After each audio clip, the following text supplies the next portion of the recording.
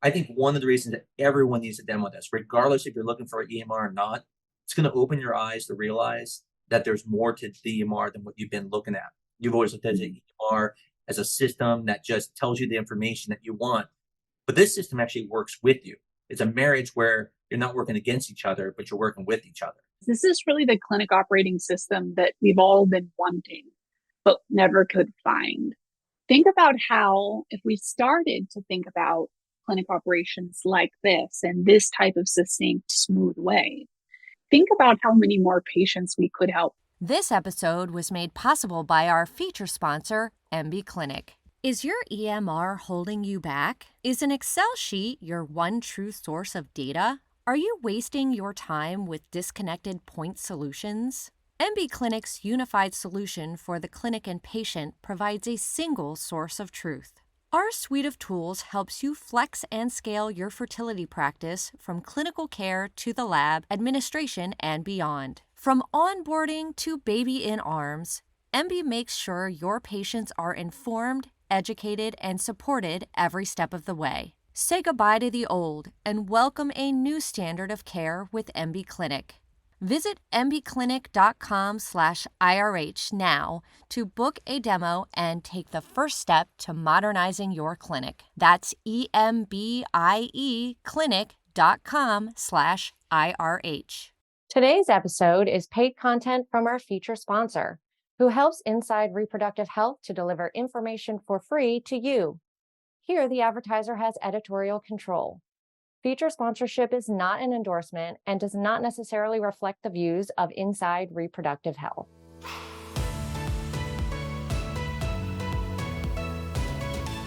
Could it be that this is the chosen one? Is this the promise that has been foretold? The slayer of the EMR? The trident of triumph that allows you to finally start getting some meaningful clinical efficiency and stop doing all that junk you hate? I have no idea. I'm not a clinician, remember? That's why you have to check out for yourself and why I brought on two clinicians. Elizabeth Lee, who's been a fertility clinic nurse for many years and is now the VP of operations at a new fertility clinic network called Wellnest Fertility.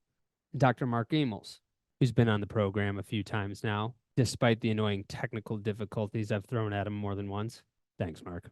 Before we even talk about EMRs, we talk about how a 5% efficiency in one area of your clinic can lead to a 25% efficiency or greater and have impacts in every area of the clinic and the lives of the people touched by the clinic. Yes, including patients. Yes, including providers. Yes, including staff.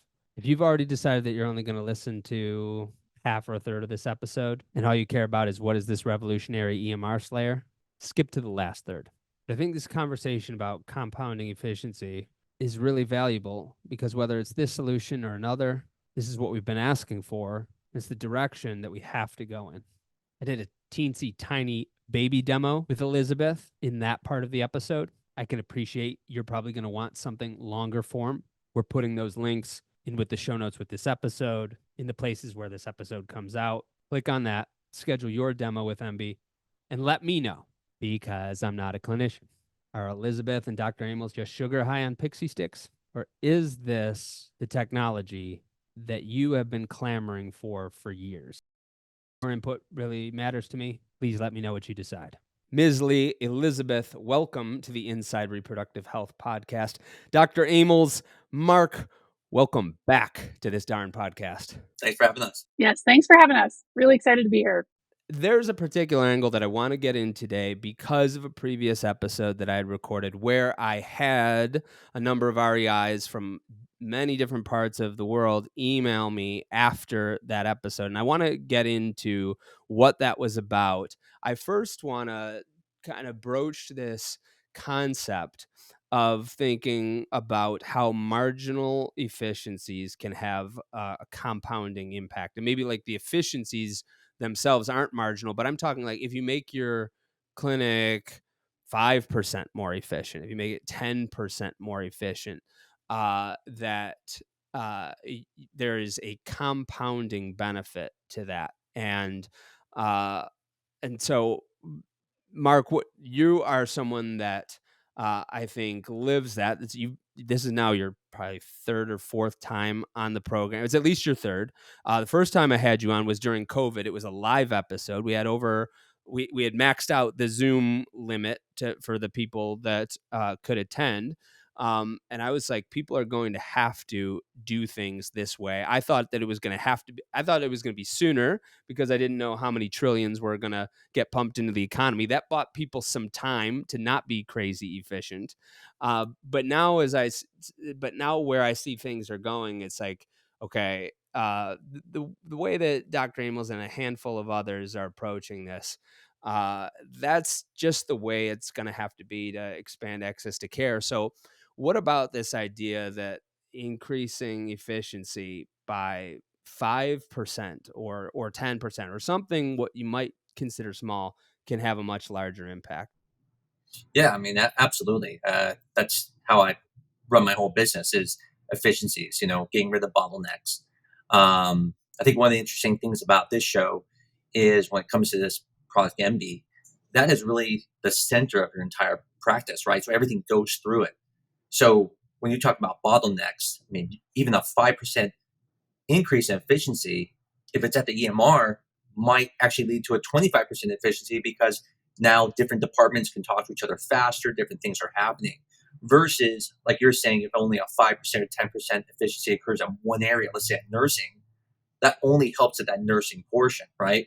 So there's different things that have downstream effects that also make the full clinic more efficient. So this is what's unique about this system, which I'm excited about, and we've been, working with now for a period of time. Is its efficiency for the whole clinic, not just one area. And so most of my focus has always been on individual areas, how to make nursing more efficient, how to make rooming patients more efficient, all those little things. I look at everything in time. So as the old adage goes, time is money. I look at everything as time. And so that is one of the efficiencies is time, because the one thing we all don't have is more time. And so we're all working on the same rules there. And so the ones that can find a way to improve the time efficiencies are the ones who are going to come out ahead. Yeah, I mean, it doesn't take that long to count to 100. It really doesn't. And so I want to even posit that 1% efficiency gains over time are the reason why people like Mark are able to run his practice the way that they are. Mark and I actually know each other really well.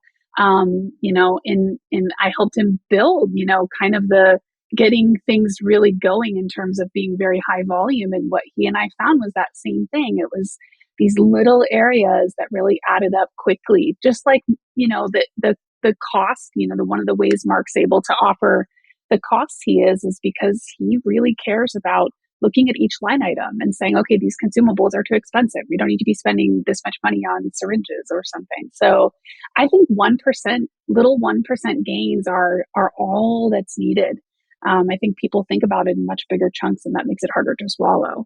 Why don't we talk a little bit about what it is that you do in helping other clinics? And I understand you're the VP of Ops for a brand new clinic network. And I want to talk a little bit about that because before we started recording and you said that you and I had met, I didn't remember. And I thought, well, it seems like I would have remembered that because I know who you are. Like I've heard your name in a lot of different places and people are like, oh, you got to talk to Elizabeth Lee. Elizabeth Lee is over here doing this. And so I've seen some of the activity that you've had in a lot of different places, and more than one person, it's probably 3 or 4 have directed my attention to you. What is it that you're up to? Yeah, I mean, thank you for that. That's having started as a little baby IVF nurse with Mark many years ago, that's it's very humbling that anybody would mention my name. I spent the last year or so really doing consulting and trying to bring this topic that we're talking about, this idea of minimal efficiency gains to create big change.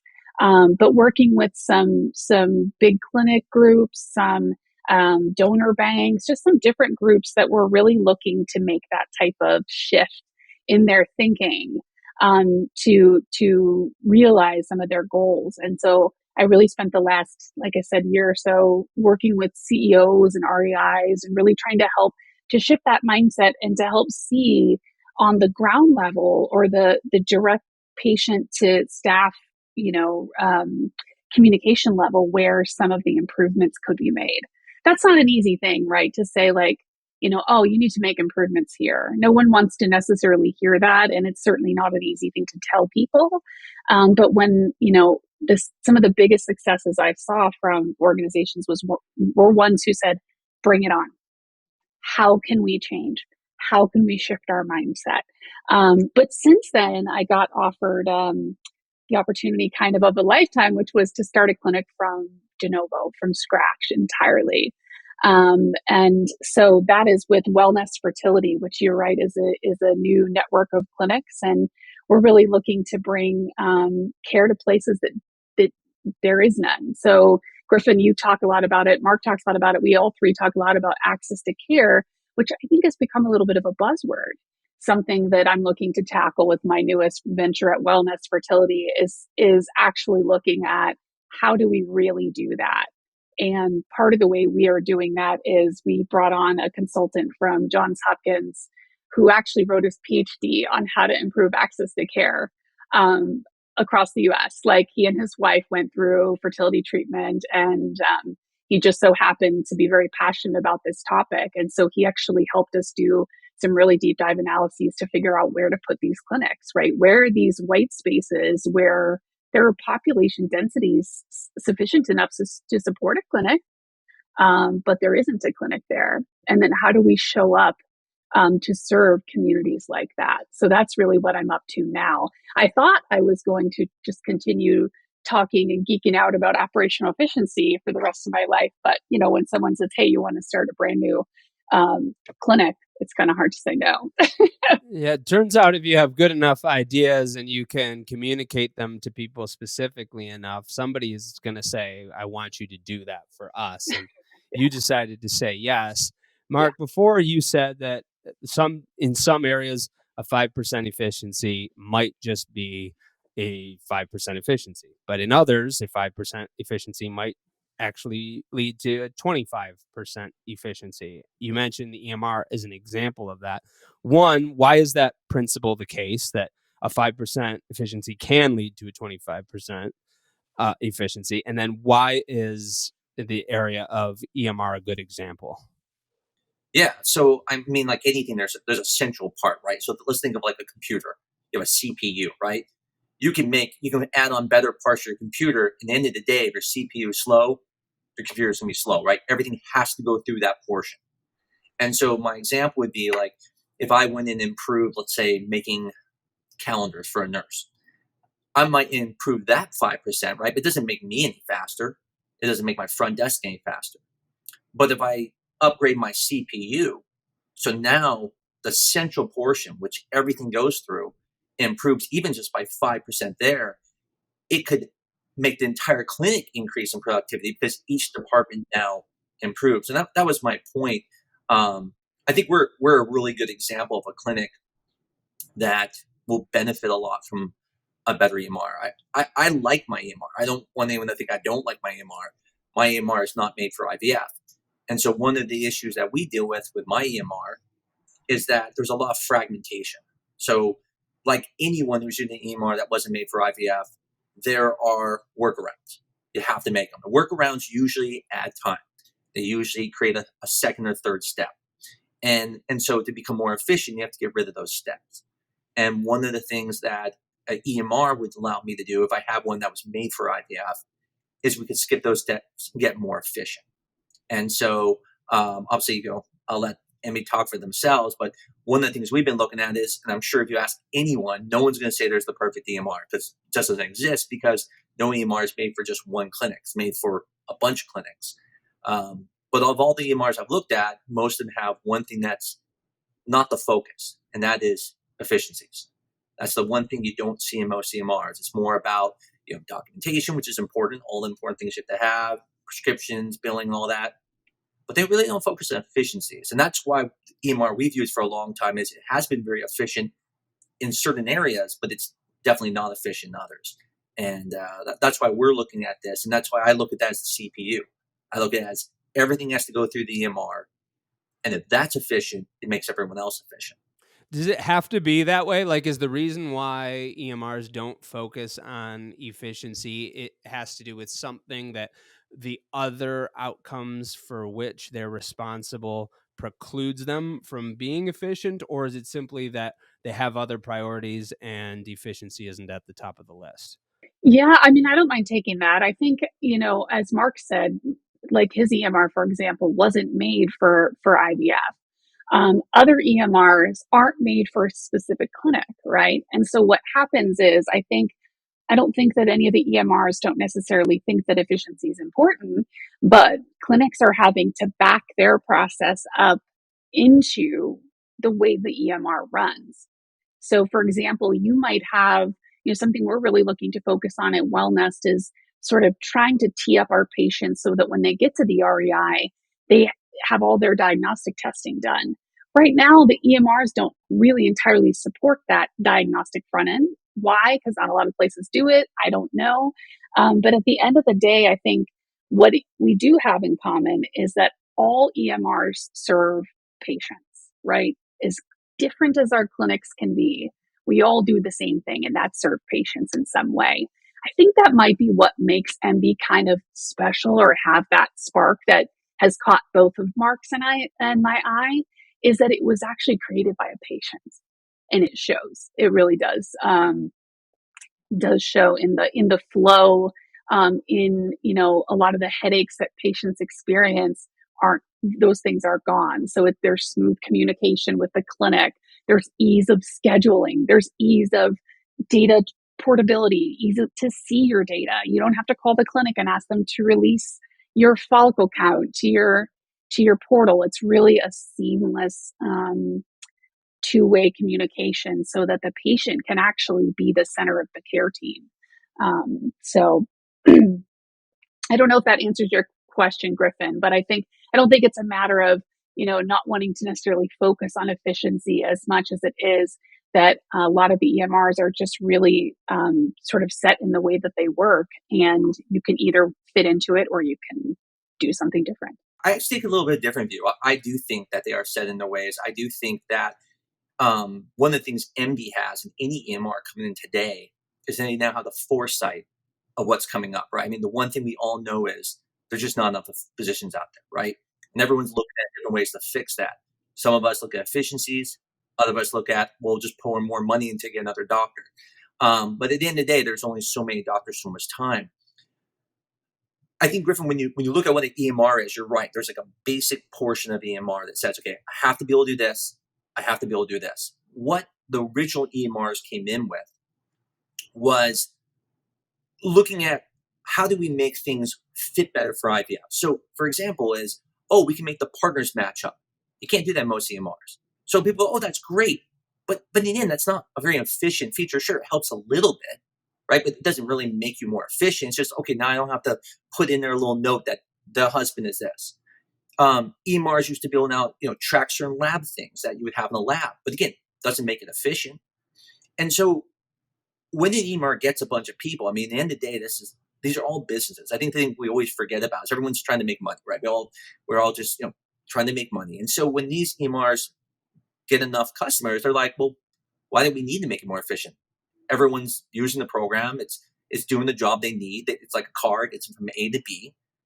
But no one knows that there's more efficiencies there. Like, for example, like a Tesla now, you don't have to drive it anymore, right? It just takes you there. So it's efficient you didn't even know you needed, but you're like, well, I really like this now. I can just pop in the location. It takes me there. I think Embie is very fortunate. They're coming in at a time when there is this change in our field and this change of needing efficiencies. And one of the things that, that Elizabeth hasn't, because most of them talk about the self-testing, said it, she's an extremely smart person. So just so you know, when I met Elizabeth, I met her and she was, I think you were only in IVF for 3 months, I think it was. I think it was only 3 months for the clinic you were at. I met her and she had more knowledge and more understanding of fertility in 3 months than nurses I worked with for been in a year or two. And when we met, one of the things that really I got about Elizabeth, we both got each other. We realized that we had to be efficient to make this process work. I told her what the goal of my clinic was, what I wanted to do, and the obstacles we were against. And I mean, we were coming up with many things. And I'll give you an example of efficiencies that you don't think of. So back before there was programs like Clara, OMD, all these different, kind of text to patient message things. When we first saw it, we were just like anybody else going, oh, it's extra cost, it's going to help us. But then we started thinking about it, and we thought about how long do we have to stay on the phone every time we talk to a patient? Because there's no such thing as a 5-minute phone call. Every patient, oh, it's 5 minutes. It's 20 minutes. Never. And so, when Elizabeth and I talked about it, I said, Elizabeth, how long are you on the phone for? She's like, I'm on 15, 20 minutes, even for a simple question. And I'm like, wow, like if we think about it, we look at the cost and we figured out we would save not just a ton of money, but efficiencies. And so before we had this system, Elizabeth would be there maybe till 5 p.m. or something. We got this message system, and all of a sudden now, Elizabeth was leaving like at 3 p.m. because the work was done. We were able to answer 50 patients in an hour. And so the point is, like I said, not everyone realizes there's a benefit, just like we didn't that day. I didn't know there's a benefit, but I'm always looking for it. And that's where I think Embie is so fortunate. And like most companies, right, they're coming in at the right time. They're coming in at a time when we now are becoming like the primary care, where we have to see more patients in a short amount of time. And it's not everyone is CSRM who can charge $1 million for a cycle and get away with it, right? Most of us aren't going to be able to do that. And we're going to have to do volume. That's how most are going to have to do, especially if it becomes a mandate. When you look at like Boston IVF, Yep. right? They have efficiencies.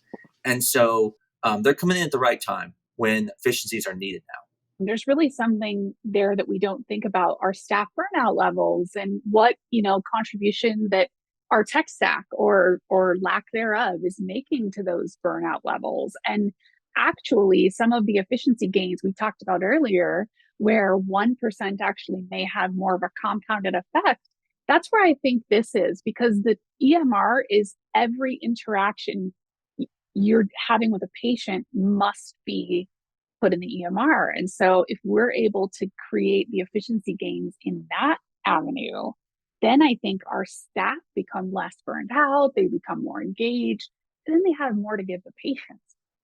Yeah, I don't think you can totally bucket efficiency just as this metric for productivity or profitability. And I encourage people to think about it that your team or your prospective team simply will not use the old-fashioned tools over some time because it's asking too much of them. It'd be like asking a landscaper to do an entire football field with just a set of shears, right? It's like we have giant industrial size lawnmowers for a reason. And once you have them, there isn't any going back to saying, oh, just use these shears. And it'll take you about 4 months, but have fun with that. It's the same for operations in the clinic too. So how did Embie come about though? Which of you two discovered it first? I did actually. I was working with a client while I was doing some consulting work, and they were getting a presentation over lunch of this new EMR, and I was like, okay, blah blah blah. And then as soon as I saw it, I was captivated. I was like, wait, what is this, and how do I get it?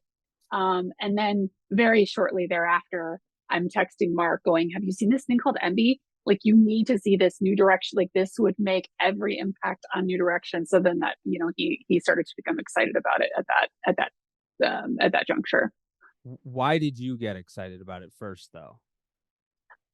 Me, because I could see the drastic difference in efficiency, starting with just right upon login, being able to see this sort of bird's eye view of the clinical picture.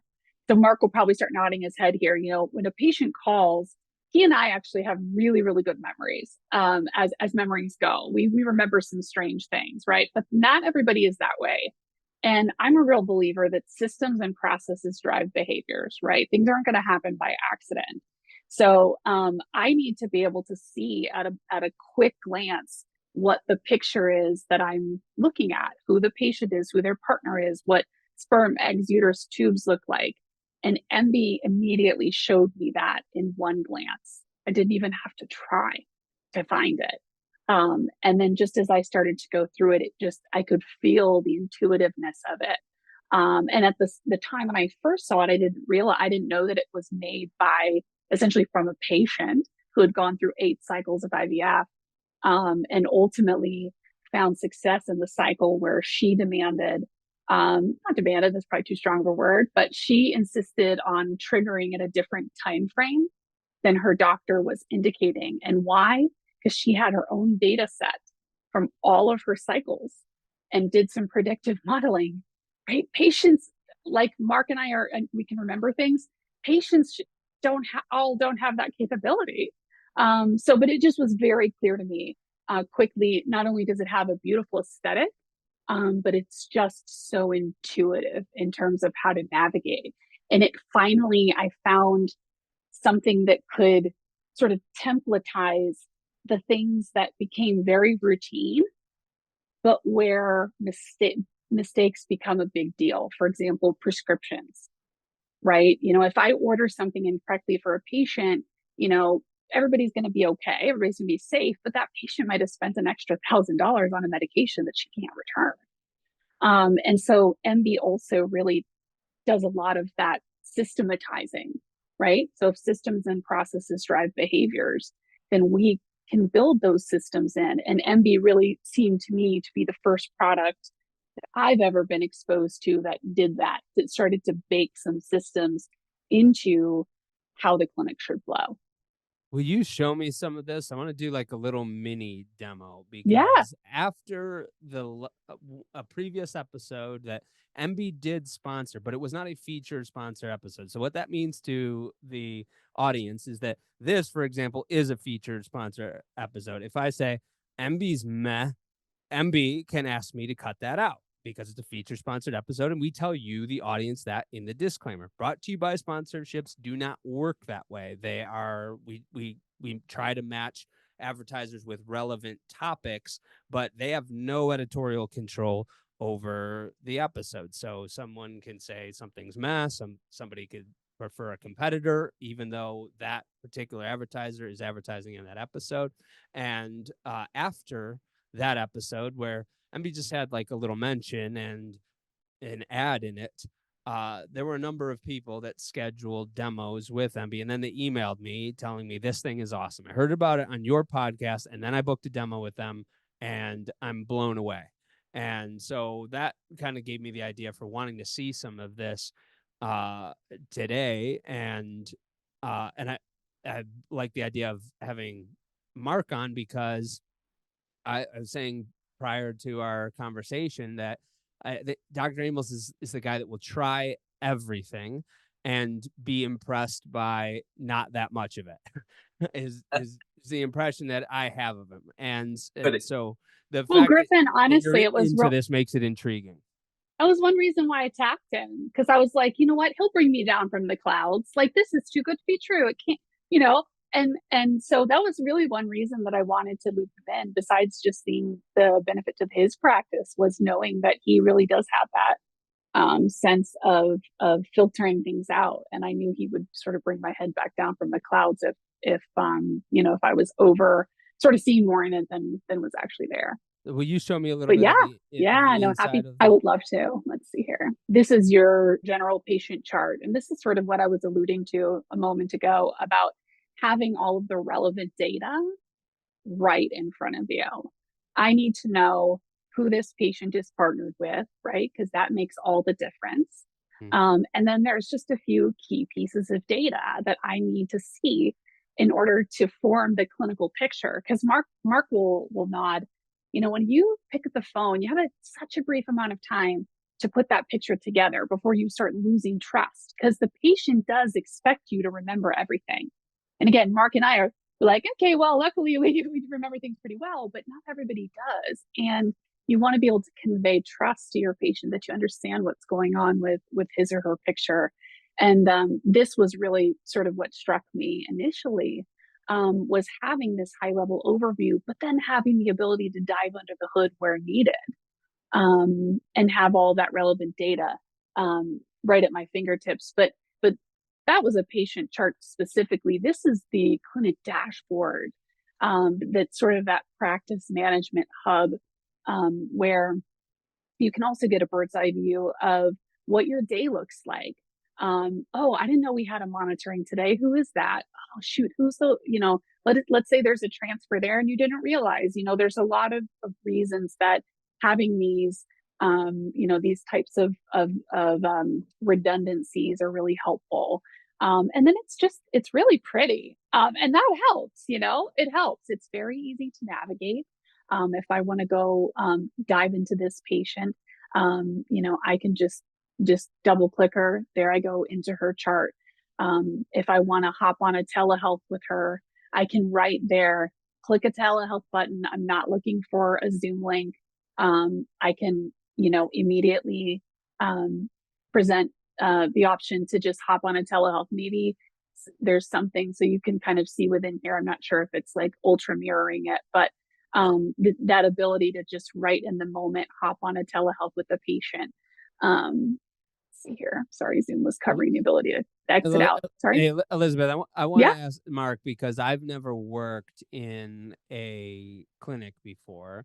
Right, explain to me like what Elizabeth has shown us so far, that what is the impact that it's having, these different features, like what is it, the benefit that it's having on the way your clinic operates? Yeah, and I think this is important to understand what area you're looking at, right? So for what she was specifically talking about, and this is where I think it's huge, is when a patient calls in and you have to answer a question, even if it's not calling, let's say it's even just a situation where they send a message through the message system. In most EMRs, you have to go looking through the chart for things. So maybe you don't see a cycle they did. And so you're talking to the patient and you say, "Oh yeah, when you did this," and they go, "I didn't do that." You're like, you're right. I'm sorry." And then it makes them sit there and go, "What else?" In that Yeah. moment, you lost a nugget of trust, right? Exactly. It's what's that meme where it says, "At that moment you realize you effed up." That's that moment where you realize, "Crap, I just said something wrong." And And that's a lot of stress to put on your staff, right? yeah. And So, and so and that that's brings it up like as soon as the person calls or leaves a message. yeah. All their information is right. Okay, so now I'm making the connection of what you're talking about, Elizabeth. Like if I had it's almost like a CRM function, a customer relationship management function. Like if I had that, like I wish that I had that. For every Right. time somebody texts or calls me, it's like, oh gosh, what was the thing that we were talking about? Like Right. where's their Correct. information? Right. No, I mean, and I like to think about Embie. What I think is so beneficial about it is it's really a suite of tools. So instead of having this CRM over here, and this is our telehealth platform, and this is our, RCM tool, it's really aggregated all under the same roof, because all of those platforms need to share the same data, but typically they don't. They don't do a very good job integrating with one another. And so this is really just allowing you to have really one source of truth, one single source of truth, without having to manually redo data. I know for me, one of the big bottlenecks that I saw in clinics was lots of spreadsheets, right? And why? Because it's, as Mark said earlier, I don't think you said a band-aid, but it's a workaround. It's a workaround, right? And Embie really took all of those workarounds and put them into, we don't need to work on it anymore. Here's how you'll access that. So here's that overview that I was showing you. One of the things that Mark and I think is really cool about Embie is its ability to visually show data in a way that really is syntonic with the way we think about it, right? So we think about cohorts of follicles, and we think about, actually this stem sheet will be a little bit better. We think of cohorts of follicles, and we think about those developing over time in relation to lab levels, and just different assessment values. But usually those pieces of data are all in separate places, where Embie just brings it all together so that you can see sort of at one glance, once again, this patient started stimulation here. She had her egg collection here. This is how many embryos or eggs we retrieved. Here's how many were fertilized. of those that fertilized. Here was their ongoing culture development. Here's what was frozen on day 5. There's just really this intuitive view of, oh, what was her estrogen that day, right? I can hover right over and say that was her estrogen that day. I don't have to go somewhere else and look for it. So this was another area that really sold me on the efficiency piece, because typically, your staff are really left to kind of put all these pieces together. And this just kind of puts it all together, the right information for the right people, in a way that's understandable and in a way that clicks. Do you want to say more about what you like about this piece, Mark? Because I know you really like the sim sheet. So I want to make a couple points, because I think Griffin was talking on this before. So I want to stay here, but I want to talk about the last page. So I was saying how the nurse could look at that page, and now they don't have to say something dumb. They can look at everything. But as a physician, when you are going through a chart and trying to make a decision, having all that together in one page, your decision making changes. So if I'm thinking something, I look at an antral follicle count and I go, wow, that's a low follicle count. I'm really worried about her. But then I can see the AMH on the same page that says, oh, her AMH is 3. That might change my view now. That may change what I may do. And so that's having all that in one place makes me more efficient and more accurate. But I want to show you one of the things I was going to tell you. If you ask me, like, one of my top things I think is so great about this place is the intuitiveness of this. So when I was at Mayo Clinic, we had a system very similar to this, where it had dots. And the dots were just kind of a way you could watch everything grow. What's intuitive about that is we're not very good with numbers, meaning like when someone hears, 22, 18, 16, 14, in our mind, we kind of hear a cohort. But when we see it, it's so simple. I mean, you look at this page, you go, there's the cohort, there's 2 that are higher. But to show you the intuitiveness of this program, I don't know if you even know this, Griffin, but what do you notice about the colors? The purple represent the left ovary, and it's on the left. The blue represent the right ovary, it's on the right. They even positioned it anatomically correct. So when you look at, you have to sit there and go, wait, is that the left or the right? Are those both of them? You get to make that decision right. That intuitive, that putting that thought into this is what makes it so great. And every step of the way, that's just how it is. I mean, I love it. Like I said, to me, that little detail makes it so easy that I don't have to sit there and ask, well, which one's left, which one's right? I know. I look at the screen, one's on the left, one's on the right, are the right. Those are the type of things that, like I said, speed up the process. Yeah, I wanted to ask you about how it normally looks, or and by normally I mean in most EMRs. So not like this. Usually it's a that's pretty number. remarkable. Yeah, it's usually a number in a cell, as Mark said. So you'll have the follicular size in a millimeter, and it's just in a cell. And you're usually having to look to see, is that left, is it right, if it even differentiates. So it's certainly not is not given in a picture that actually just intuitively you can look at and go, okay, I have a really good sense of what happened in this cycle. Can I show you something else that I think is really cool? Please. It's something that the physician has done speaking with the patient. They're going to enter a plan, and that was something that Mark and I we struggle with sometimes, because there was no really great area to communicate a plan within the EMR. So as the nurse, as the patient calls and reports their cycle day 1, that's sort of the cascade that gets everything flowing. But at that moment, at cycle day 1 on the phone, I can't go find all of the relevant information that I need in a typical system without saying to the patient, let me call you back. What's really neat about Embie is the physician can enter the plan, and then when the patient calls, I can click one button that says activate cycle. And then right within here, I can begin making any adjustments that are needed. Maybe I've heard from Dr. Amols since the patient was seen that maybe they actually need PGTM. They need something more than we thought, or maybe, maybe she's actually going to be using some donor eggs. So there's the ability to craft or to fine tune. But then once we save the cycle, now this is another brilliant piece. The system knows that we do monitorings on specific days relative to the start of the cycle.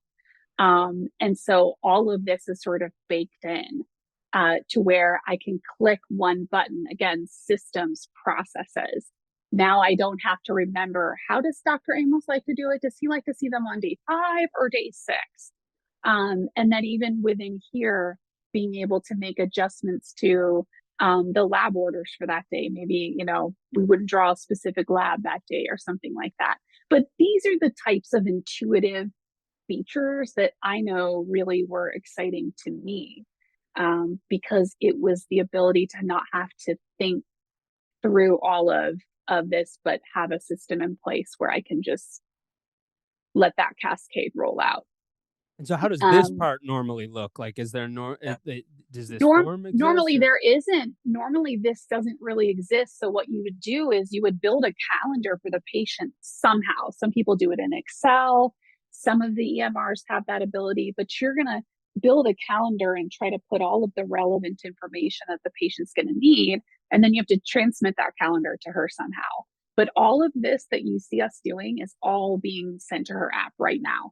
So this patient can right now see, oh, my cycle's active. Here's my doses. Here's what I'm doing.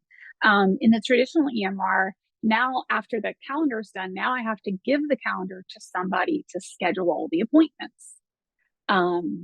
That's super inefficient, right? Who do I hand it to, and what were they doing when I walked up to them? So in the traditional EMR, there really aren't tools like this that allow you to, in a templatized fashion, sort of repeat things based on protocols.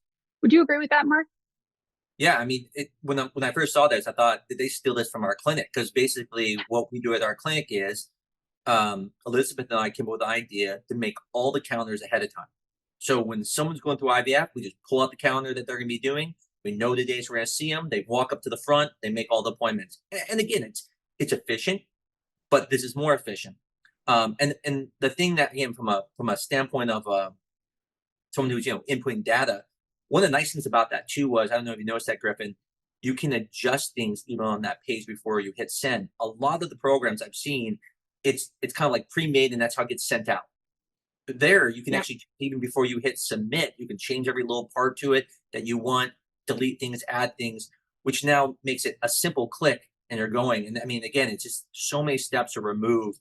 There's just a And lot it's also feeding the staff the next step, right? Because how easy would it be to forget a step, to forget to order the meds? Like, this is prompting us to actually go in and sign the various orders. Let's say the patient she was going to go do outside monitoring somewhere.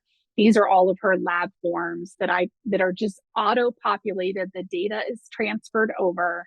And now one click and this order is gone. I didn't have to write anything. I didn't have to pull any data from anywhere else. So it's really that continually prompting you, okay, what to do next, and then bringing that information to the patient. Something else that I think I really, really liked about this, and I would encourage people, go to the App Store and download the patient app, because I really don't think we can overstate that a patient created this, and that it really speaks to the needs of patients. So the educational needs, the mental health and emotional needs of patients, go look in the app and you'll see that's a little bit of where the secret sauce on the patient side comes. But being able to integrate it across to me is the really brilliant piece. So I want to jump on that for a second, Elizabeth, because I've thought there have been apps in the past, and maybe and I think there still are, that do add a lot of value to the patient in terms of information, in terms of even helping to a certain degree as concierges. But there's always been something missing, and we've seen app after app kind of come in and either have to change business model, or they burn through tens of millions of dollars Too in much venture cash. Yep. money, and without ever really finding what the business model is. And I've constantly asked, well, what is it? What needs to happen in order to make this work? And it could be the case that the limit to those apps is that they just never connected to the other side, never really fully integrated with the clinic. It's like, okay, we can kind of give you this information, we can monitor stuff about your menstrual cycle and maybe even some of your treatment, but then there is a wall once we're interacting with the clinic, and we have to try and leap over the wall. This to me seems to be two different sides to the same coin. You bring about a great point. And it's just, I think it comes down to where's the value add.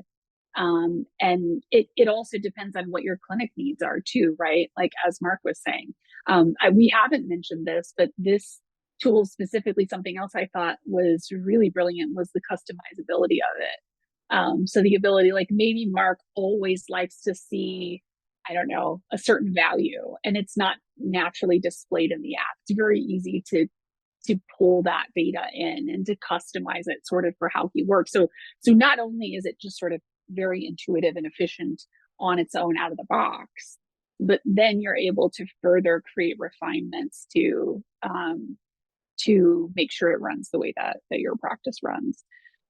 We haven't shown this site at all yet, Griffin, but Embie thinks this is really cool. I think this is really cool. Mark and I talked about implementing Clara, that use of the bidirectional communication tool with the patient. But this bakes it directly into the EMR, and it provides that, remember that 30,000 foot overview of context that matters when I reply to a patient, right? Like, oh, that's right. No, they're not using a surrogate, or, oh, that's right. She's on her 21st cycle or something like that. On our side, on the clinic side, we can see it all aggregated in one thread. So we can see who sent it, and then each of the patient's responses. On the patient side, however, they see it as individual conversations. So they have that ability to, send to financial team, or send Dr. Amols a question. So this is really, I think, quite brilliant in terms of. So in a normal or in the typical patient portal, how would that look? Would it just be usually it's individual? Yeah, it's usually like an individual message itself. So if I want to go back and look and see, I may have to click in and out of 20, 30 messages to get the whole thread, where I can just scroll up, go, got it. All right, I know what's been said, off I go. In a traditional EMR, you'd be opening up each individual message from all the different teams. This is almost like a group thread. It's like a WhatsApp group thread. Yeah. So on our side, I can easily see, oh, fantastic, finance has touched base, the admin has touched base, the counselor has touched base. I can see all of that. And the system allows for tasks to be fired based on the cycle the patient's doing. So we know every patient needs a financial consult. Every patient needs to sign consent forms. Every patient needs to do, on and on and on. And this allows you, when we activate that cycle, it sort of cascades all the tasks out to the right departments to say, okay, we know now she needs a financial consult. We know now she needs these things. And that too is, I have never seen that in the EMR space. That's always what we're seeing here, are what I have traditionally seen people build workarounds for. I feel like for so long we've been saying, man, somebody ought to build this. Like somebody ought to do something about this. Like, well, I'm not a builder. And I think I've known Ravid and Josh from Embie for probably a year or so now, and I don't think that I've fully appreciated what they've done until now. Griffin, I don't know if you know this, but obviously it started as a patient app, and Embie really they wanted to join forces with the various EMRs and offer their platform as an overlay for the patient portal, right? Like, let us give your patients this really intuitive, pretty experience. But none of the EMRs wanted to play ball. And so they looked at each other and they said, okay, well, let's just make it ourselves. And that's exactly what they did. And it's to look at this and to know that this was built less than a year ago, and to see the progress with which new changes are coming about. Something we haven't gotten a chance to mention yet, Griffin, is the AI component. It's not live yet. It's still we're still working on it. Actually helped. We created an abstract to submit to Esri to show the data, that the accuracy of the data from AI is there. So I'll give you an example. In Embie, we're going to have the ability to click a button and have AI generate the progress note for the day.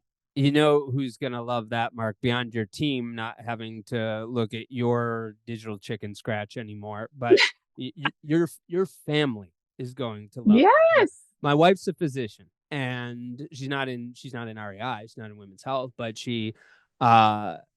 it sucks, like, when she's on service week and she has to come back and do notes, and, she's just like, "Well, should I stay at the office and do notes? Should I come back and put the baby down and then do notes?" And, it's like, yeah, it would be a lot nicer if that could just go away, and I've been trying to tell her that it will go away someday, and finally, somebody's at least doing Well, this now on the REI side. she should just be a fertility doctor, and she's got a platform. Yeah. Uh, Go ahead, Mark. So I think we go a step further. And again, this is where I go back to that point. We all think around us. We don't think about everyone else. I'll go a step further. It's not even just about my time. Now notes are going to be more thorough, right? I mean, when I write a note and I'm dictating it, I'm not putting every single thing. Half the time patients are like, yeah, Dr. Emil talked about this. They're like, well, we don't see the note because I can't put Yep. everything. I got to get Yep. home eventually to see my family. Now, not only do I save time, but now a complete note is there. Every little detail is there. And what AI is going to allow us to do, and which is one of the reasons I'm mostly sold on them, is because they want to add AI, is it's going to make things just more efficient, but also it's going to be more thorough. And so I think it's not just about the physician saving time; it's the better quality of notes, the better documentation, the speed of it. Now more time for the patient, right? So now it's not even just about me. Now I can spend a full hour talking to the patient versus having to spend 30 minutes and the other 30 minutes having to chart. You brought up a point earlier about programs, and this is taking everything in. There's a program, I'm not trying to diss on it. There's a program I think was called Sal. I saw it at ASRM one year. And I remember when I saw it, I was like, wow, this is really pretty. And the reason it came around wasn't because no one could do it. It's because it comes back to that principle again. As an EMR, you have to make decisions. Am I going to make this? Am I going to make this? People are already using our product, right? Why do I need to make this? So South came in and said, listen, I'm going to solve a problem. I'm going to give this beautiful interactive tool between the patient and the clinic, right? But the problem was it's a workaround, right? You're still not going to the EMR. So what's great about Embie is they're taking all those things, like you said, about why don't they put this in a thing, and they're putting it into a program, but they're always looking to go ahead. And I think it's perfect. I'm not going to lie and say there's nothing that can't be perfect. But what's interesting is when I talk to them about things and they hear about the efficiencies, they make the changes, or they at least think about them. And, yep. I mean, So I want to ask about that, because we have, and maybe Dustin Ravid will make me cut this part out, but we have seen EMRs in the past come in, and to your point, Mark, maybe be more in the time of this digital revolution, starting off with cloud-based, starting off with a lot of the digital technology that we have now, and we've even seen some clinics adopt them, but then some other clinics try to adopt them, and it's just like, this like doesn't work. There's way too many bugs and glitches, and they had to even like go back. Imagine how much it sucks to switch an EMR and then having to go back. So like, so what are the glitches here? Like, what are the things that aren't ready for prime time? Yeah, I mean, I think that the AI component is really still very much in production. It's not, I wouldn't say today if somebody were to pick Embie up as their clinic tool, do not expect that that's going to be available today. It's something very much still being massaged. But that's an add-on that's being incorporated. Like, what about the core functionality of this? Is like where I mean, I think the biggest opening for opportunity is really to pull their reporting capabilities together, because they're all there.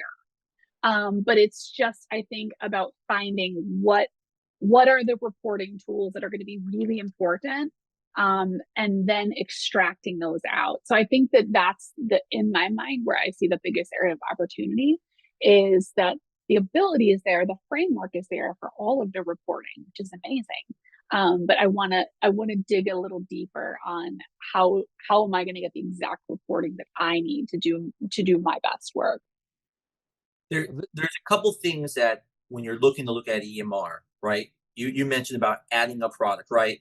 So if you look like Windows, for Windows to be able to keep where it is now, they had to scrap everything and start from scratch. And you're right, a lot of these EMRs might not be able to do this stuff. The way things were written, the way it's coded, may not allow it to. So this is actually coded in a way that is very HTML5. What's the word I'm looking for? It's able to be adaptable a little bit better than some of the EMRs. But where the question you were asking is, I think where the biggest drawback to going to an EMR is the amount of work that's going to it. And I know one of the things they're working on is ways to be almost a turnkey approach where you hit a button Mm-hmm. and it pulls all your data and goes into it. And that's really the biggest drawback of going to another EMR is, okay, these are great functions, but are those functions worth the headache of going into a new system? And I think this is I where like to equate it to a marriage, Mark, right? Like yeah. You got to be certain before this is such a vital part of your business that you really need to be certain. And it is very much like a marriage. And the longer that you are with a certain EMR, the scarier it is to think about making the jump and is the data portability there? I think that's kind of what you were speaking to, Mark, is how do I not interrupt my clinic operations? And that's actually something I think is quite brilliant about Embie. It's just very simple. It integrates with either your Google Calendar, your Outlook. So it's very simple in terms of getting implementation up and running. There's not a lot of back end. I think the biggest thing is like customization, right? Where Ravid sits down and she says, okay, give me all of your forms.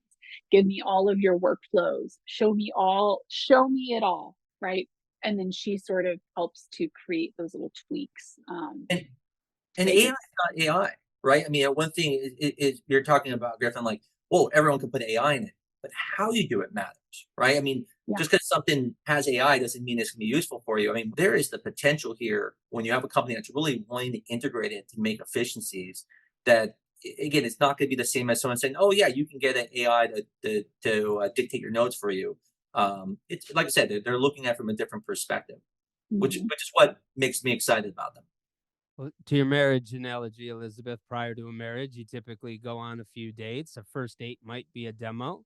The demo that I know Ravid does demos for prospective clinics, do you also do them for prospective clinics, or am I just getting a special treatment right now? I mean, you're just kind of getting, it's you, Griffin. So, but typically, I mean, what you have seen is just very much a scratching of the surface. And I do want to make that clear. This is not a full demo. There's so much more to see.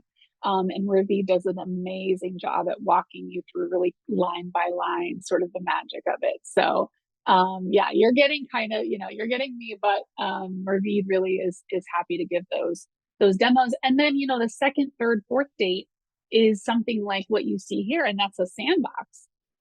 So Mark's had the ability, as have I, to really dig under the hood and play with it and look at, okay, for my patient flow, how will this work? How will that work? Seeing what it looks like on the patient side, right? So we can actually, through the sandbox experience, link a patient to, like, say, Dr. Amols' phone, so he can actually see what the patient is seeing.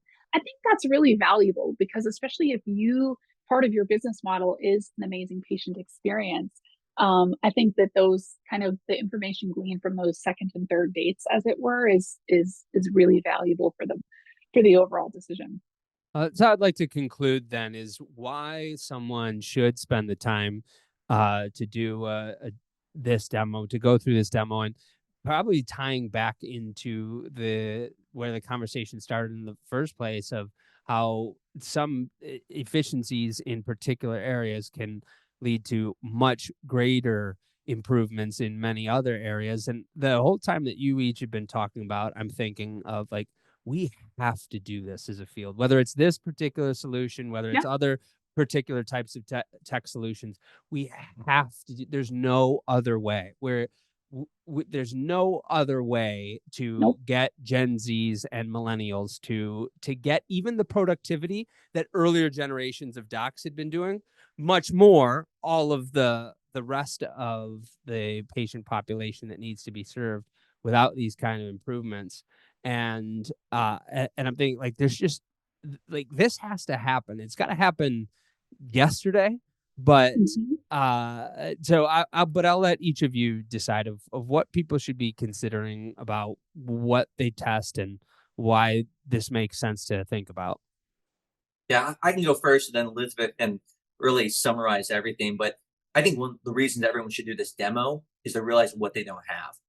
I think it's going to open their eyes, whether they decide to go with this product or not. It will open their eyes to realize, wow, I didn't realize how much I'm leaving behind of efficiencies, of benefits.